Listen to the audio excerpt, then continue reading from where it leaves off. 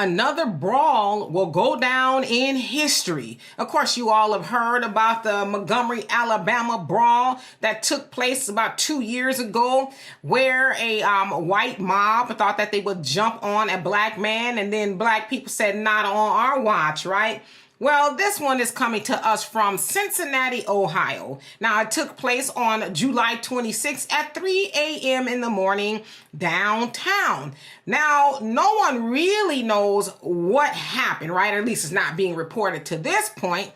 But there's been a lot of footage that has come out. Now, the original footage that came out depicted a black mob jumping on this white couple. Oh my God, they were minding their business, and all of a sudden these black boogeymen came out and, beat them up, right?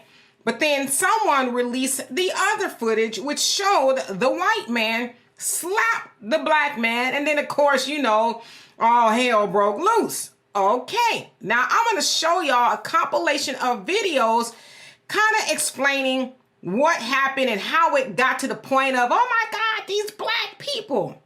First, you're going to see a video of a man who says that he lives in Cincinnati, Ohio, and this is what he had to add. Check it out. As someone who was born and raised in Cincinnati, Ohio, I felt obligated to make this video. When I saw that downtown brawl video making the rounds on social media, I knew right away the story's being told all wrong. They're calling the bald guy a victim, acting like he was just minding his business when he got jumped. But let's get something straight. He started it. The full video shows him slapping and swinging at people. That's what set it all off. Not a random attack, not a mob.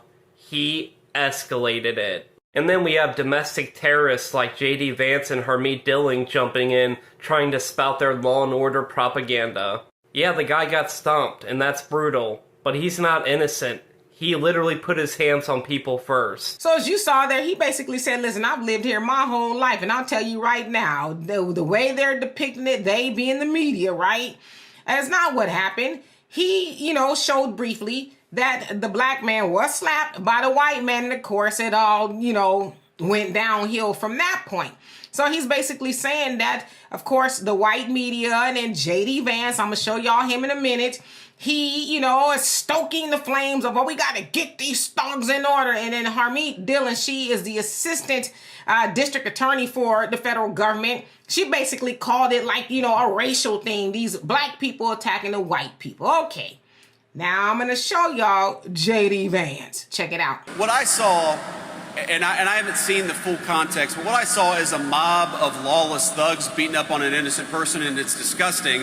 And I hope every single one of those people who engage in violence is prosecuted to the full extent of the law. So that was a brief snippet. He was asked had he seen the video, because of course he is from Ohio, and he said yes, he saw it was horrible, and these thugs need to be brought to justice, right? Now from this point, 3 people have been arrested, and they're black people, right? So we're just kind of waiting to see if that white man that started it will be arrested, okay?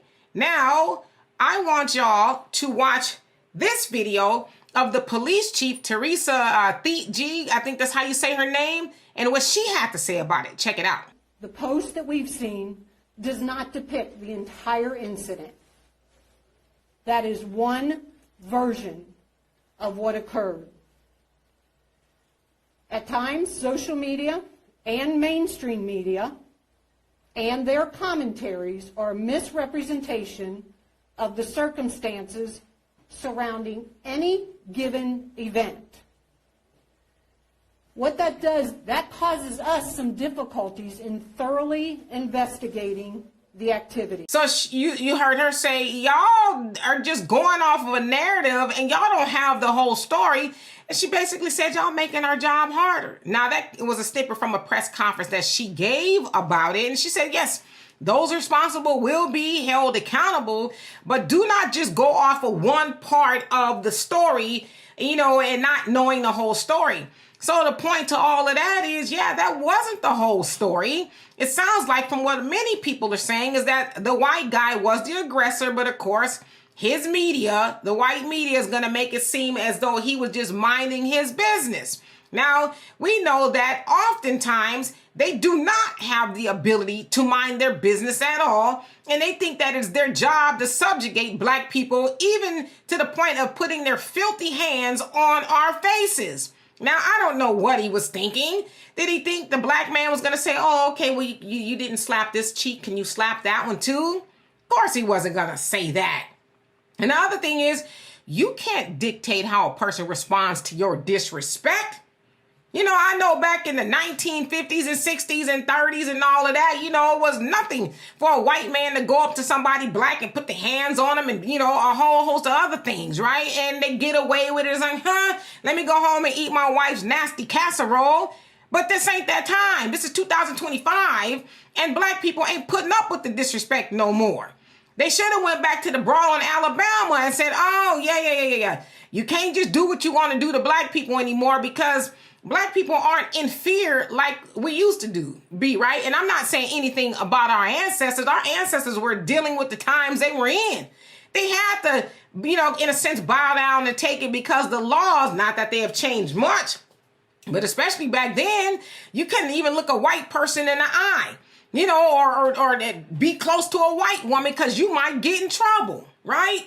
Now, it's not quite like that today.